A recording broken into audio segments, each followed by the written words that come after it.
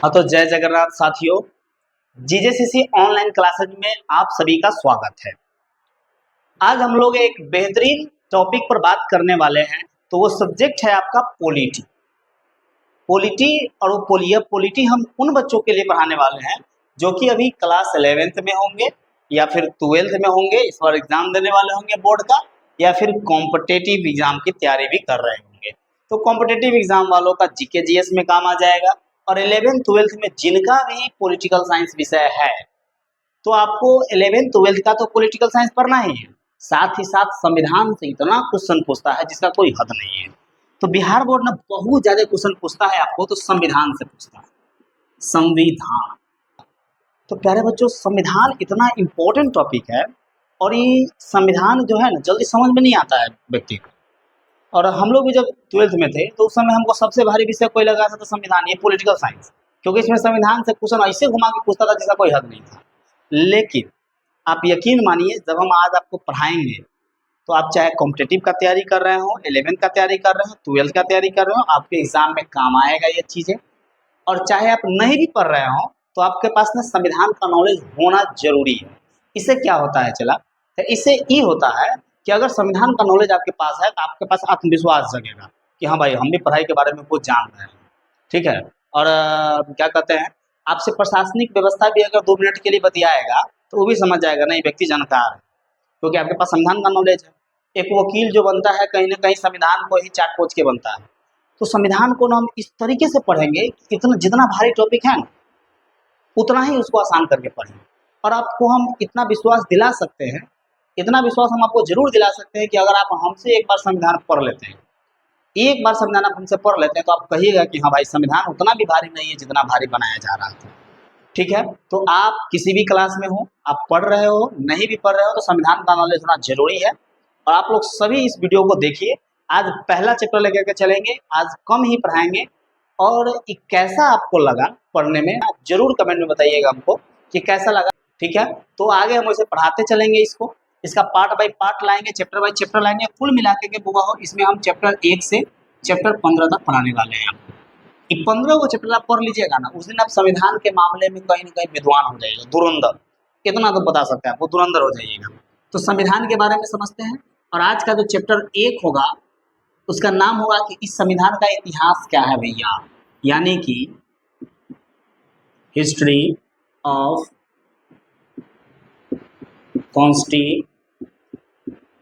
Constitution. History of constitution यानी कि संविधान का, कॉन्स्टिट्यूशन माने संविधान होता है, तो संविधान का इतिहास। देखिए ना, चैप्टर 1 का नाम भी हम लिख दिए हैं, संविधान का इतिहास और निर्माण। संविधान का इतिहास क्या था, हिस्ट्री क्या था, और ये कैसे निर्माण हो गया। इतना बड़ा संविधान भारत का, दुनिया का सबसे बड़ा लिखित संविधान आपसे अगर पूछा जाए कोई है तो कौन है, तो भैया वो भारत का ही संविधान है। चलिए, तो ज़्यादा समय आपका नहीं लेंगे, आज थोड़ा सा बात कर लिए हैं। आगे के एपिसोड में सीधे हम लोग चालू करेंगे क्लासेस को, और इसको भी स्टार्ट करते हैं। देखिए, आराम से बैठ जाइए, मोबाइल को थोड़ा सा लंबा कर लीजिए और आराम से बैठ करके देखिए। चालू करते हैं। तो अब क्लास को आप शुरू करते हैं। सबसे पहला जो हमारा सवाल है कि संविधान क्या है भैया। सबसे पहला शब्द जो हमारा है संविधान, संविधान। आइए, सबसे पहले हम कहेंगे आपसे कि संविधान क्या है, बताइए।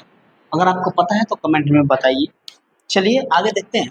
देखिए, संविधान को कहीं ना कहीं हम अगर 2 भागों में तोड़ेंगे, संविधान को जब हम 2 भागों में तोड़ेंगे तो ये हो जाएगा आपको संविधान, मतलब सम जोड़ विधान, सम जोड़ विधान। संविधान आपको ना 2 शब्दों से मिलकर के बना है, सम जोड़ विधान बराबर संविधान। सम मतलब हो गया समान, सम मतलब समान, और विधान मतलब हो गया कानून, कानून। यानी कि समान कानून, यानी सबके लिए एक समान कानून की व्यवस्था हो, तो कहीं ना कहीं उसी को हम लोग कहते हैं संविधान। अच्छा, समान कानून, अर्थ हम कह सकते हैं संविधान का अर्थ क्या होगा। संविधान शब्द का अर्थ हो जाएगा आपको कि सभी के लिए समान कानून की व्यवस्था। व्यवस्था, ठीक है जी, ठीक है जी, क्लियर है। सभी के लिए समान कानून की व्यवस्था कह सकते हैं उसको। गरीब या अमीर का बेटा हो या फिर गरीब का बेटा हो, आपके लिए व्यवस्था कानून बराबर रहेगी। पहले क्या था, पहले ऐसा नहीं था। पहले जो व्यक्ति राजा का बेटा होता था वो पढ़ता था, लेकिन जो दलित का व्यक्ति होता था उसको पढ़ने नहीं दिया जाता था। तभी तो हमारे बाबा साहब भीमराव अम्बेडकर जी संविधान लिखे ना जी, उनको पढ़ने नहीं दिया जाता था। ठीक है, तो समान कानून की जो व्यवस्था होगी उसी को संविधान कहेंगे। क्या आज ऐसी व्यवस्था है? बिल्कुल है सर, बिल्कुल है। आज जो है संविधान जो है हमारे देश में लागू है, इसका मतलब क्या है? समान कानून की व्यवस्था है, यानी कि हर व्यक्ति के लिए कानून की व्यवस्था समान है। वो अलग बात है कि भैया भारत है तो छोड़िए, नहीं बोलेंगे, थोड़ा सा पैसा के लिए आदमी इधर उधर बिक जाता है, वो अलग मैटर है। लेकिन समान कानून की व्यवस्था को ही संविधान है, यानी कि सबके लिए कानून बराबर है, और आज भी समान कानून सबके लिए बराबर है। आइए, अच्छा बताइए, सबसे पहले हम ये पूछते हैं कि संविधान की आवश्यकता पड़ी क्यों? तो मोटा मोटे तौर पर हम बताएं कि संविधान की आवश्यकता पड़ी क्यों। तो भाई संविधान की आवश्यकता हमको इसलिए ही पड़ी, कहीं न कहीं, क्योंकि पहले दलितों को, गरीबों को, जो व्यक्ति कृषक वर्ग के होते थे उनको न उनका शोषण होता था, उनको दबाया जाता था।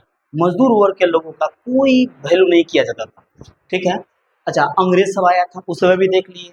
ठीक है, जितना भी मजदूर है, जितना भी मजदूर है उसको खराब तबका का कहा गया। जो खेती में काम कर रहा है उसको बहुत गंदे निगाहों से देखा गया।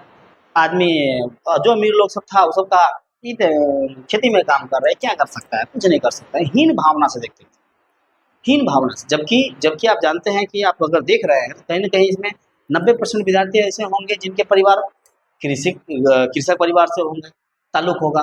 हम भी जो है कहीं न कहीं खेती वाले परिवार से ही ताल्लुक रखते हैं, हमारे पिताजी भी खेती करते थे। तो क्या वो खराब तबके के हो गए? ऐसा तो बिल्कुल नहीं है। ठीक है, लेकिन अंग्रेज लोग ऐसे ही देखता था, गलत निगाहों से देखता था। यानी कि कानून कैसा नहीं था उस समय? समान नहीं था।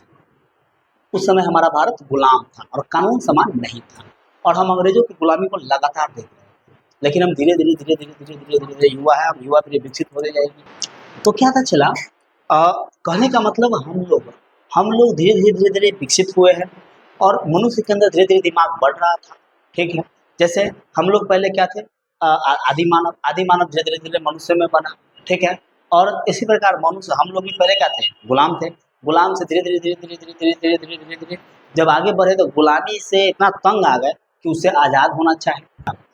अब जो है, जब धीरे धीरे मनुष्य विकास किया, भारत का ही मनुष्य विकास किया, तो भारत के हमारे पूर्वजों को कहा गया कि भैया संविधान लागू होना चाहिए। कोई कहा भैया, जैसे कोई व्यक्ति कहा कि हम चलो संविधान बनाते हैं। क्या करते हैं जी? संविधान बनाते हैं। भारत में संविधान होना चाहिए, हम संविधान बनाते हैं। तो हमारे यहाँ के लोगों ने क्या कहा कि भैया संविधान होता क्या है? हमको संविधान पता नहीं है कुछ। ठीक है, संविधान क्या होता है? तो कोई व्यक्ति ने कहा कि संविधान जो है, संविधान अगर आपको मिल जाएगा तो हम सभी बराबर हो जाएंगे, यानी कि मजदूरों को भी बोलने का अधिकार होगा। मजदूर कहा, ओ माय गॉड, अगर हमको बोलने का अधिकार होगा तो बहुत अच्छा बात है, तब तक करो। अच्छा, संविधान का निर्माण करो। तो सभी लोगों ने साथ दिया। धीरे धीरे आगे देखेंगे, हम तो पहले देखते हैं कि संविधान के बारे में तो देख लिए कि संविधान मतलब समजोड़ विधान, यानी कि समान कानून, समान कानून की व्यवस्था, सभी के लिए समान कानून की व्यवस्था। तो सबसे पहले हम क्वेश्चन समझते हैं कि संविधान कहते किसको। क्वेश्चन नंबर 1, संविधान किसे कहते हैं? संविधान किसे कहते हैं? ध्यान दीजिए, तो संविधान किसे कहेंगे? कह सकते हैं हम लोग कि नियमों और कानूनों का ऐसा पुस्तक, एक ऐसा किताब, यानी कि हम कह सकते हैं नियम और कानूनों का ऐसा संग्रह जो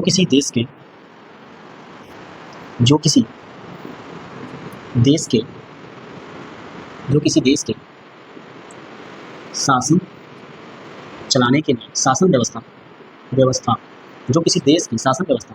जो किसी देश की शासन व्यवस्था चलाने के लिए आवश्यक हो कौन उसे उसे संविधान कहते हैं। उसे संविधान कहते हैं। वह कि नियमों और कानूनों का ऐसा संग्रह जो किसी देश की शासन व्यवस्था को चलाने के लिए आवश्यक, जो किसी देश की शासन व्यवस्था चलाने के लिए आवश्यक, जो किसी देश की शासन व्यवस्था चलाने के लिए आवश्यक हो, उसे ही संविधान कहते हैं। अच्छा, अब यहाँ पर एक क्वेश्चन और पूछते हैं, बताइए संविधान सबसे पहले किसने लिया? देखिए, क्लियर बात है कि नियम और कानूनों का ऐसा संग्रह जो किसी देश की शासन व्यवस्था को चलाने के लिए आवश्यक हो, उसे संविधान कहते हैं। याद हो जाएगा। आइए क्वेश्चन नंबर 2 कि इस संविधान शब्द किसने दिया? संविधान शब्द सबसे पहले किसने दिया? संविधान शब्द सबसे पहले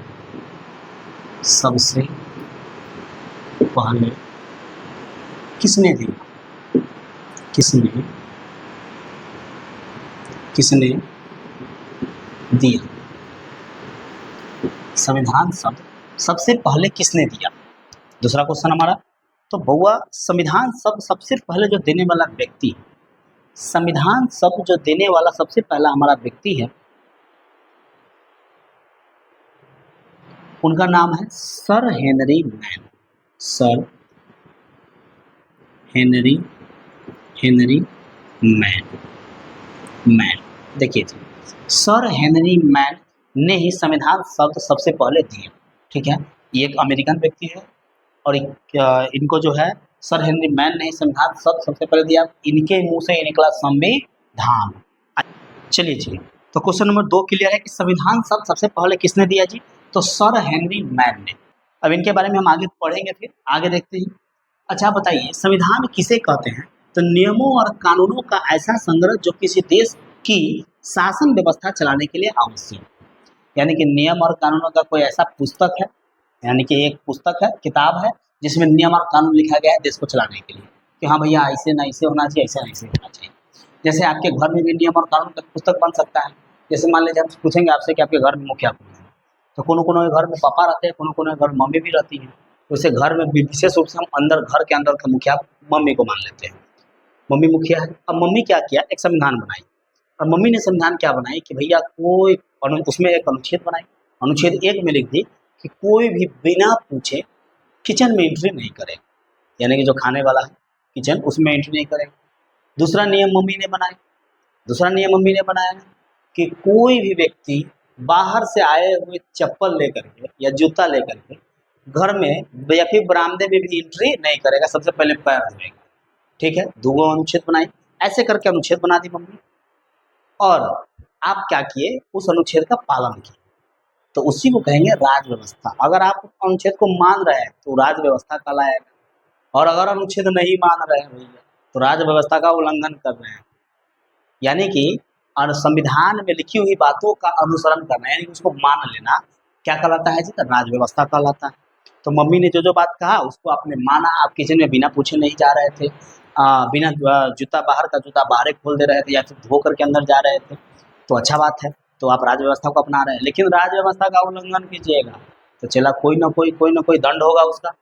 तो मम्मी ने उसका दंड भी तय किया होगा कि अगर बिना बाहर का चप्पल जूता ले सीधे कहीं घुस गया घर के अंदर तो भैया 2 दिन खाना ना मिलेगा। अभी 2 दिन खाना ना मिलेगा, क्या है? ये तो दंड है। हाँ, तो सबसे पहले यहाँ पर एक हमको समझ में आता है कि संविधान में तो नियम है, ये है, लेकिन उसको मानना भी क्या है हमारा काम। तो मानने को क्या कहते हैं? तो एक वर्ड आपने जाना होगा क्वेश्चन नंबर 3 कि राज व्यवस्था क्या? राज व्यवस्था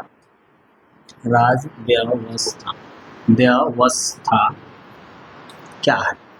राज व्यवस्था क्या है? तो बउआ हो, आप कहेंगे कि संविधान को व्यवहार में लाना, हम कह सकते हैं संविधान को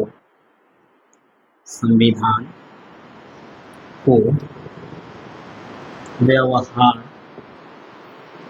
में लाना राज व्यवस्था राज्य व्यवस्था कहलाता है, कहलाता कहलाता है, कहलाता है। अब कहेंगे भैया कि संविधान को व्यवहार में लाना राज्य व्यवस्था कहलाता है, ठीक है। यानी कि अगर आप संविधान को व्यवहार में लाए, यानी कि संविधान को बातों को मान रहे हैं, तो ये राज्य व्यवस्था कहलाएगा। क्या कहलाएगा जी? राज्य व्यवस्था कहलाएगा। क्लियर है? का क्वेश्चन ऑब्जेक्टिव में ऐसे भी आ सकता है कि संविधान को व्यवहार में लाना क्या कहलाता है, तो राज्य व्यवस्था कहलाता है। अच्छा, संविधान हमारे मम्मी ने बनाई घर में कि किचन में चप्पल जूता लेके नहीं जाना है, मान लीजिए, तो उस संविधान बनाते समय मम्मी सबसे पूछी होगी ना कि हाँ भैया इस नियम पर सब लोग राजी है कि नहीं। सब लोग राजी है तो बिल्कुल इस नियम को परस्यू किया जाए। तो संविधान, मम्मी जो संविधान बनाई उसके लिए क्या चाहिए, घर में फैमिली में सभा की होगी कि हाँ ऐसे नहीं ऐसे होना चाहिए, सब व्यक्ति ने उस पर राजी किया होगा। तो संविधान बनाने के लिए भी क्या हुआ होगा, सभी सभा होनी चाहिए। अब जैसे कि हम कहेंगे भैया, जैसे आप समझिए, जैसे आप मान लीजिए अगर आपको मान लीजिए ब्याह करना है, तो ब्याह करने के लिए चलो सबसे पहले आपके पास क्या होना चाहिए बताइए। ब्याह करने के लिए सबसे पहले आपके पास क्या होना चाहिए, सबसे पहले अगुआ होना चाहिए। दूसरा नंबर, ब्याह करने के लिए दुल्हन होनी चाहिए, तभी तो शादी हो पाएगा, नहीं तो संभव ही नहीं है। तो संविधान बनाना है, अब संविधान बनाना है तो क्या होना चाहिए जी, संविधान सभा होना चाहिए। अगला वर्ड है हमारा संविधान सभा होनी ही चाहिए। क्या होनी चाहिए जी, संविधान सभा होनी चाहिए। संविधान सभा होनी चाहिए, संविधान सभा होनी चाहिए। आइए अब देखते हैं संविधान सभा शब्द भी सबसे पहले किसने दिया। देखिए हमने यहाँ पर लिखा था कि संविधान शब्द सबसे पहले किसने दिया था, तो चला संविधान शब्द सर हेनरी मैन ने दिया था। तो वैसे ही क्वेश्चन नंबर बन जाएगा 4। संविधान सभा शब्द किसने दिया, संविधान सभा, संविधान सभा शब्द किसने दी, संविधान सभा शब्द किसने दी, बताइए संविधान सभा शब्द किसने दी। तो वह संविधान सभा शब्द भी सर हेनरी मैन ने दी। किसने दी, सर हेनरी मैन ने दी, सर हेनरी मैन। आइए अब देखिए संविधान सभा आया शब्द कहाँ से, सर हेनरी मैन के मुंह से आया कि संविधान बनाने के लिए एक संविधान सभा होनी चाहिए, ठीक है ना। जैसे मान लीजिए ना आप अगर कहते हैं कि मुझे पढ़ना है तो आपके पास कलम होनी चाहिए, आपके पास कॉपी होनी चाहिए, ठीक है। अच्छा ये बात आप कैसे समझे कि आपके पास कलम और कॉपी होना चाहिए पढ़ने के लिए, तो आप धीरे धीरे बड़े होते गए तो आप अपने भैया को दीदी को देखे कि भैया वो पढ़ना चाहता है, पढ़ने के लिए उसको कलम कॉपी का जरूरत पड़ता है, कागजी का जरूरत पड़ता है।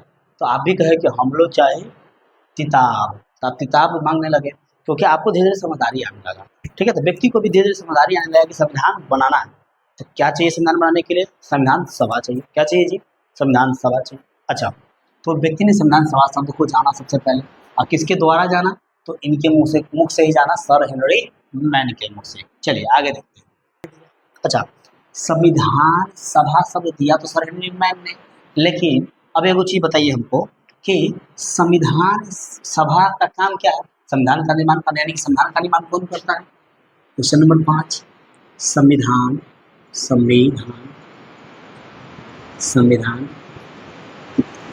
का निर्माण कौन करता है, संविधान का निर्माण कौन करता है। तो वह संविधान का निर्माण कौन करेगा, संविधान का निर्माण करता कौन है वह, तो संविधान का निर्माण आपको करता है संविधान सभा जो है आपको संविधान का निर्माण करता है। अब हमने कहा कि संविधान का निर्माण करेगा कौन, तो संविधान सभा। तो संविधान सभा, कोई आदमी कहा कि भैया संविधान सभा है क्या, हम तो जानते नहीं है। तो संविधान सभा को सबसे पहले व्यवहारिक रूप कोई ना कोई व्यक्ति दिया होगा कि हाँ ये चीज़ है संविधान सभा। तो अगला क्वेश्चन बनता है कि हमारा कि संविधान सभा को व्यवहारिक रूप किसने दी। सबसे पहले संविधान सभा को संविधान सभा को व्यवहारिक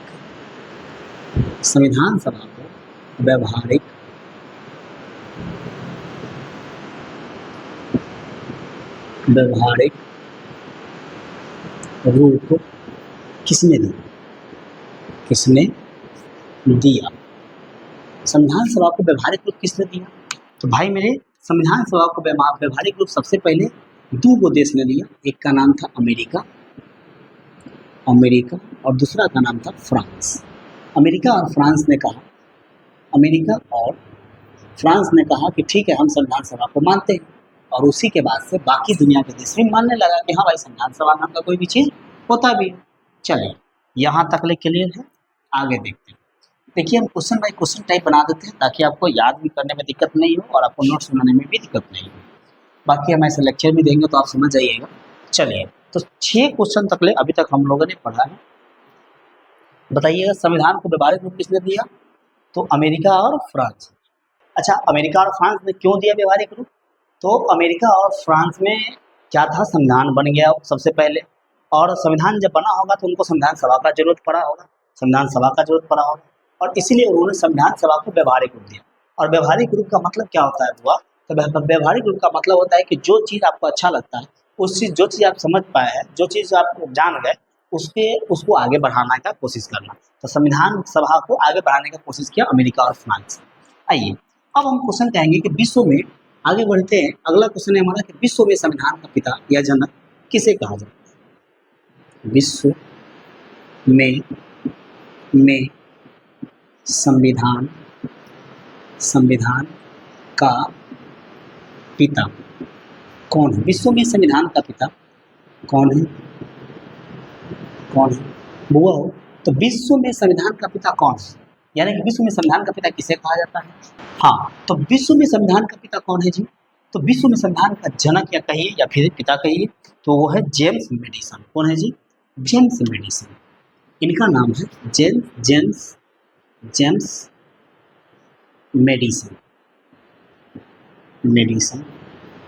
मेडिसन। और ये कौन है? तो आप कहेंगे भैया कि विश्व में संविधान के पिता कहे जाते हैं, और संविधान का पिता इनको बोला जाता है जेम्स मेडिसन को। और क्यों कहा जाता है? क्योंकि इन्होंने अमेरिका का संविधान लिखा था। ठीक है ना जी? किसका संविधान लिखा था? तो जेम्स मेडिसन ने किसका संविधान लिखा था? तो अमेरिका का संविधान लिखा। इन्होंने अमेरिका का संविधान लिखा था, और वो अमेरिका का संविधान सबसे पहले लिखा गया। तो कहीं ना कहीं विश्व में संविधान के जनक ही कहलाएंगे। तो विश्व में संविधान का जनक कौन है? तो जेम्स मेडिसन। अब अगर आप कहेंगे कि भारत में संविधान के जनक कौन है? क्वेश्चन नंबर 8, भारत में संविधान के जनक कौन है? भारत में संविधान के जनक कहिए या पिता कौन है? तो ये आप सभी लोग जानते हैं, हमारे पूजनीय व्यक्ति बाबा साहब भीमराव अंबेडकर, डॉक्टर भीमराव अंबेडकर। भारत में संविधान के जनक कौन है या पिता कौन है? तो भीमराव अंबेडकर, डॉक्टर भीमराव अंबेडकर।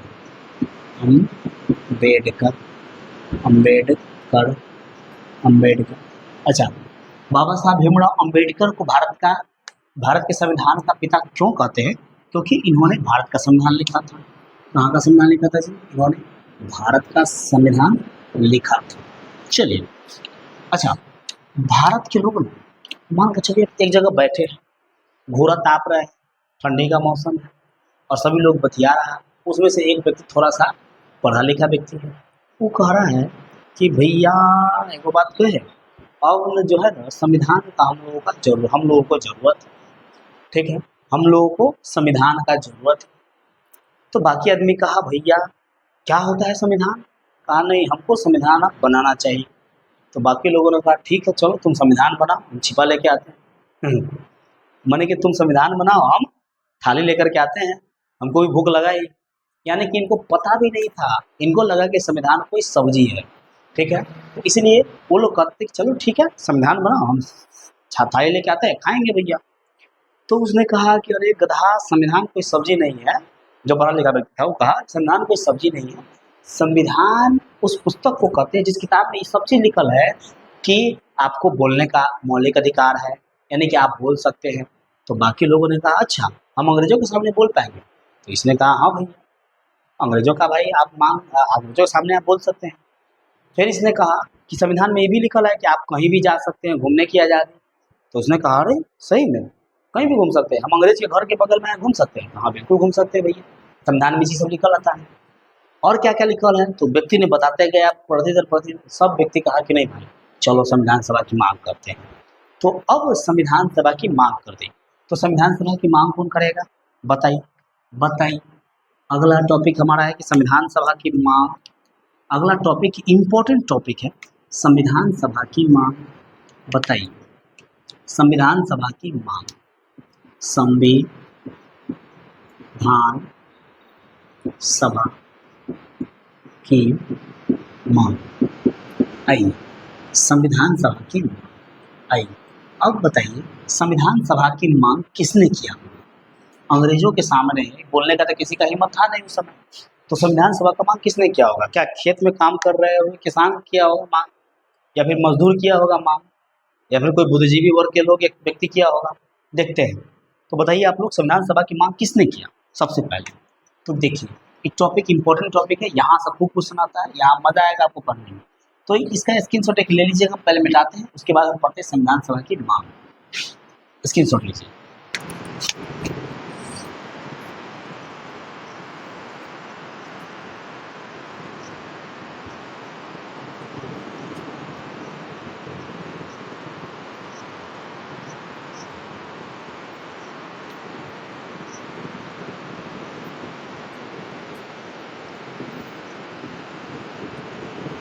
हाँ तो देखिए जी, ये हमारा जो है एकदम इम्पोर्टेंट टॉपिक है, संविधान सभा की मांग। संविधान सभा की मांग, अब बताइए संविधान सभा की मांग सबसे पहले किसने की, भारत में। तो आज का क्वेश्चन नंबर हमारा चलेगा शायद 9 ऊपर लिए थे 10 कि संविधान संविधान संविधान सभा की मांग, भारत में संविधान सभा की मांग पढ़ सकते हैं। क्वेश्चन हमारा बन जाएगा कि भारत में संविधान सभा की मांग सर्वप्रथम भारत में संविधान सभा की मांग सर्वप्रथम किसने की। देखिए संविधान सभा जब हमारे पास आ जाएगा तो संविधान तो बन ही जाएगा। तो संविधान सभा की मांग सर्वप्रथम किसने की, तो बउआ हो उन व्यक्ति का नाम है, बहादुर व्यक्ति थे वो, उनका नाम है बाल गंगाधर तिलक। नाम क्या है जी, बाल गंगाधर तिलक, बाल गंगाधर तिलक। और क्या बाल गंगाधर तिलक ने कब मांग की संविधान सभा की, तो बउआ हो 1895 में, 1895 में। और एक चीज और वो भी ये भी कैसी मांग की, तो उस समय कैसी मांग की, तो अप्रत्यक्ष मांग की। बाबू मेरे बाल गंगाधर तिलक ने संविधान सभा की कैसी मांग की है, तो इनका जो मांग है अप्रत्यक्ष मांग है, यानी कि इनडायरेक्ट तौर से इन्होंने मांग की, तो ये अप्रत्यक्ष मांग थी। इनडायरेक्ट तौर पर मांग उठाई, यानी कि ये भी डायरेक्ट रूप से नहीं बोले भैया, मतलब डरते डरते बोले तो डर सबको लगता है, गला सबका सूखता है, इसीलिए 2 घुट उठाओ, पेप्सी उठाओ, 2 घुट मारो, पी जाओ।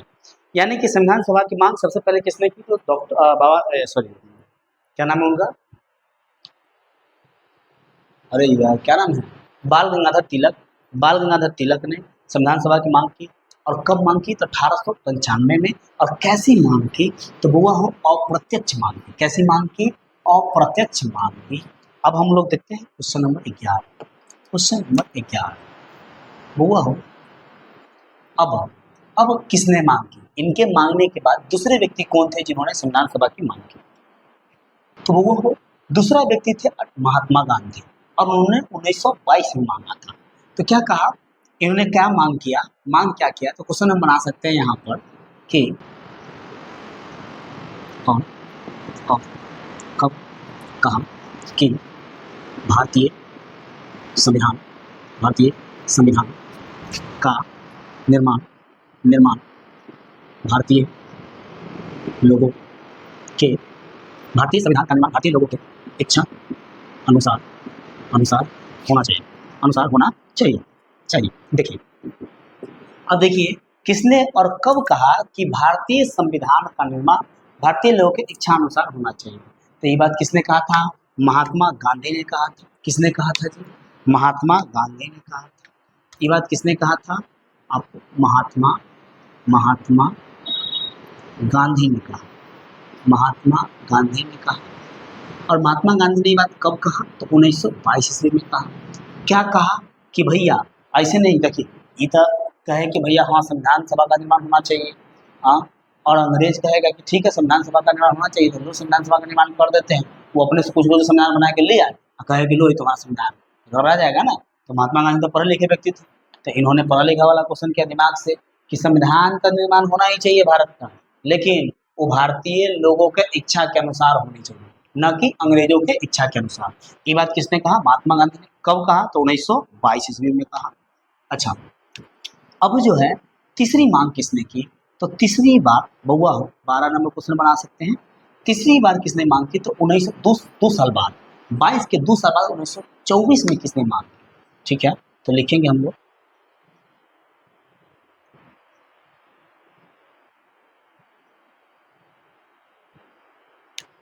आइए 2 साल बाद 1924 में हम कह सकते हैं 1924 में संविधान सभा की मांग, 1924 में संविधान सभा की मांग, संविधान सभा की मांग किसने की? तो संविधान सभा की मांग किसने की? तो वो स्वराज पार्टी ने की। किसने की? 1924 में संविधान सभा की मांग किसने की? तो चला हो स्वराज पार्टी ने, स्वराज पार्टी ने, ठीक है। और स्वराज पार्टी एक मतलब स्वराज पार्टी का बोल था कि स्वयं का पार्टी होना चाहिए, ठीक है। अच्छा, स्वराज पार्टी का स्थापना कब हुआ? तो 1 साल पहले ही 1924 में तो स्वराज पार्टी ने बात फैलाया कि संविधान सभा की मांग की, और उससे 1 साल पहले ही इसका गठन हुआ था। तो बताइए स्वराज पार्टी का हम पूछते हैं आपसे कि गठन कब हुआ? गठन कब हुआ? तो स्वराज पार्टी मतलब स्वयं का राज, इसका गठन कब हुआ? 1923 ईस्वी में हुआ था। और इसके अध्यक्ष कौन थे? अध्यक्ष कौन थे स्वराज पार्टी के? तो 2 व्यक्ति थे, चला। एक वो थे चित्तरंजन दास,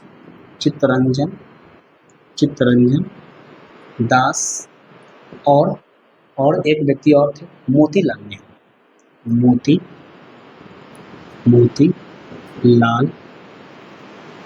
नेहरू जी थे। चित्तरंजन दास और मोतीलाल नेहरू जी स्वराज पार्टी के अध्यक्ष थे। देखिए यहाँ तक क्लियर हो गया। 1924 में संविधान सभा की मांग किसने की? वो हो तो स्वराज पार्टी ने की। इसका स्वराज पार्टी का गठन कब किया गया है? तो 1923 ईस्वी में। और स्वराज पार्टी के अध्यक्ष कौन है जी? तो चित्तरंजन दास और मोतीलाल नेहरू। क्वेश्चन नंबर 13 बनाते हैं। क्वेश्चन नंबर 13 यहाँ से बन जाएगा आपका 13 क्वेश्चन। हुआ हो कि 1924 के 10 साल बाद 34 में मांग फिर से होगी। तो हम कह सकते हैं 1934 में संविधान सभा की मांग, संविधान सभा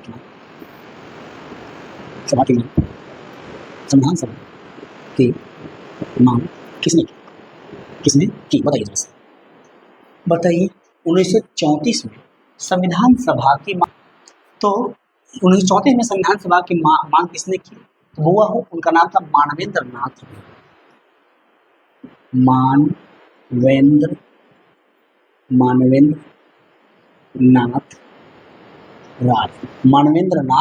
राय। 1934 में संविधान सभा की मांग किसने की? तो मानवेंद्र नाथ राय ने। और मानवेंद्र नाथ राय ने कैसा मांग किया? तो बउआ ये प्रथम औपचारिक मांग इन्होंने किया। कैसा मांग किया? तो ये औपचारिक मांग किया। कैसा मांग किया है जी? औपचारिक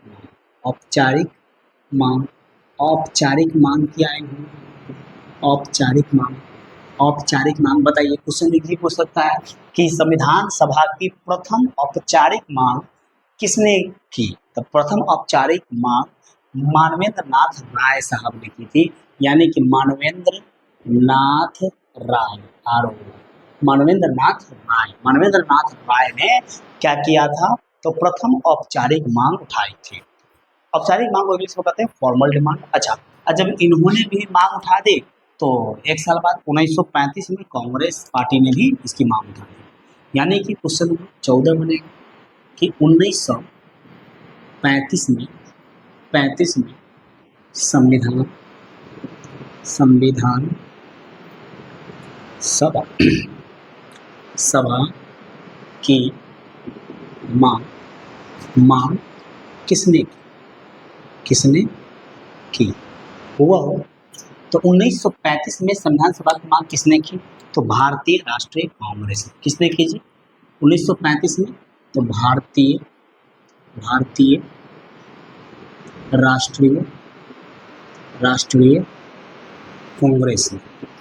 कांग्रेस ने इसकी मांग की।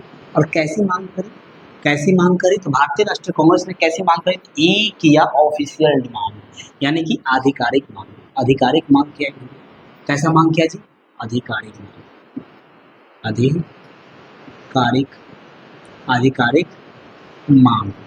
मांग किया। ठीक है ना जी? आइए, जैसे आधिकारिक मांग क्या होता है वह, इसको हम क्या कहेंगे? जैसे मान लीजिए, देखिए एगो होता है अप्रत्यक्ष मांग। अप्रत्यक्ष मांग का मतलब पहले समझिए। जैसे घर में गए और पापा से पैसा मांगना है, डायरेक्ट मांगिएगा तो जूता लगेगा।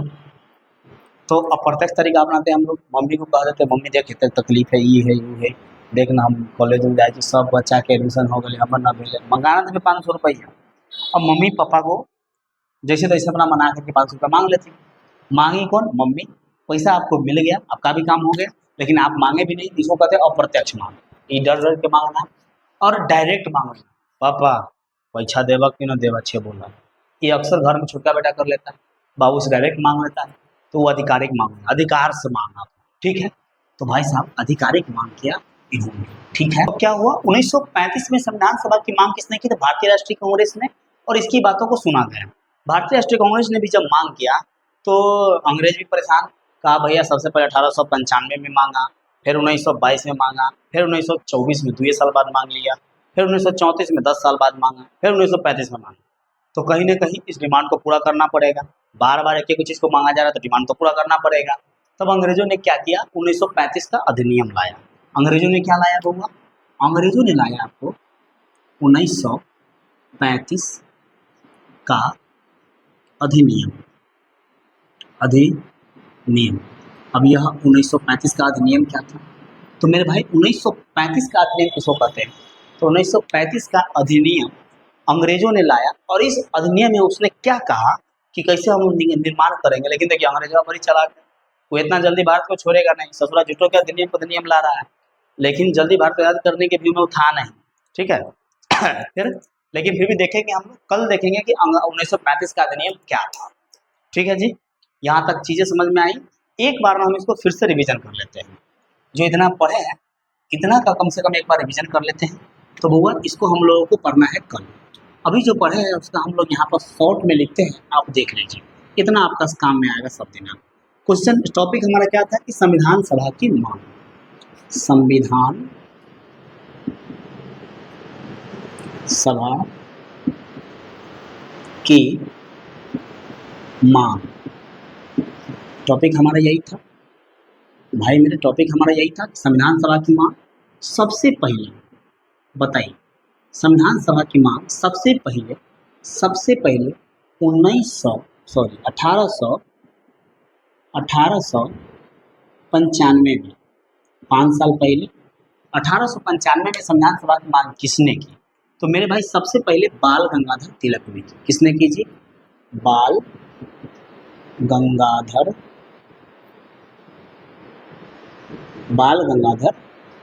तिलक ने की संविधान सभा की मांग। और इनका जो मांग था, एक कैसा मांग था? तो बउआ हो यह अप्रत्यक्ष मांग, डायरेक्ट नहीं मांगी, इनडायरेक्ट मांग, अप्रत्यक्ष मांग। कैसा मांग था जी? तो अप्रत्यक्ष मांग था। 1895 में जब इन्होंने मांग लिया तो उसके बाद मांगा महात्मा गांधी। तो दूसरा टॉपिक हुआ हो 1922 में संविधान सभा की मांग किसने की? तो मेरे भाई 1922 में संविधान सभा की मांग करते हैं महात्मा गांधी। कौन करते हैं जी? महात्मा महात्मा गांधी जी मांगते हैं। और महात्मा गांधी जी ने क्या कहा? तो महात्मा गांधी जी ने कहीं ना कहीं कहा कि भैया जो संविधान बनेगा हमारा वह भारतीय लोगों के इच्छा के अनुसार बनेगा। भारतीय संविधान का निर्माण किसके इच्छा के अनुसार बनेगा? तो भारतीय लोगों के इच्छा के अनुसार बनेगा। इच्छा के अनुसार जो है आपको भारतीय संविधान का निर्माण होगा, ये महात्मा गांधी जी ने कहा। अच्छा, अगला टॉपिक देखते हैं। महात्मा गांधी जी ने इतना बात बोल दिया, उसके बाद मेरे भाई 1922 के 2 साल के बाद जस्ट 1924 ईस्वी में भारतीय संविधान का मांग किसने किया? तो 1924 में वह संविधान सभा की मांग किसने की? तो 1924 में ना आपको संविधान सभा की मांग करने वाले व्यक्ति जो है, 1924 में संविधान सभा की मांग करने वाले व्यक्ति जो है, यहाँ कोई व्यक्ति नहीं है, एक पार्टी है जिसका नाम है स्वराज पार्टी। स्वराज पार्टी यानी कि स्वयं का राज हो। और इसमें कुछ चीज़ों को याद करना चाहिए हमको कि स्वराज पार्टी का गठन कब हुआ। तो स्वराज पार्टी का गठन मेरे भाई 1923 ईस्वी को हुआ था। और इसके अध्यक्ष कौन थे? तो इसके अध्यक्ष 2 व्यक्ति थे, एक थे चित्तरंजन दास और दूसरे कौन थे जी? तो दूसरे हमारे ही व्यक्ति, देखिए यहाँ पर चित्तरंजन दास थे और दूसरे थे मोतीलाल नेहरू जी, जो कि पंडित जवाहरलाल नेहरू के पिताजी। दूसरे हैं मोतीलाल नेहरू जी, चित्तरंजन दास और मोतीलाल नेहरू जी। चलिए, तो 1924 में का कभी घटना हो गया। उसके 10 साल बाद, अब सीधे 10 साल बाद चौथा पॉइंट, 1934 में बताइएगा जरा, 1934 में भारतीय संविधान सभा की मांग किसने की?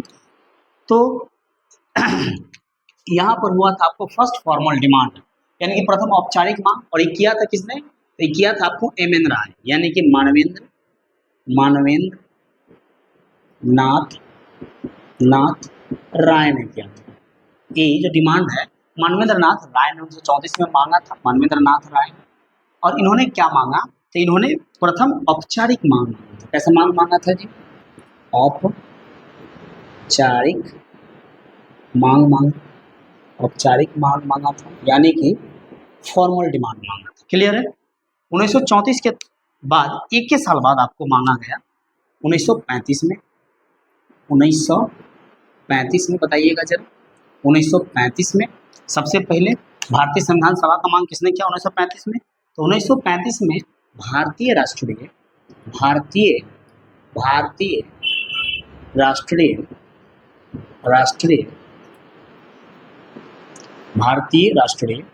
कांग्रेस ने इसकी मांग की। भारतीय राष्ट्रीय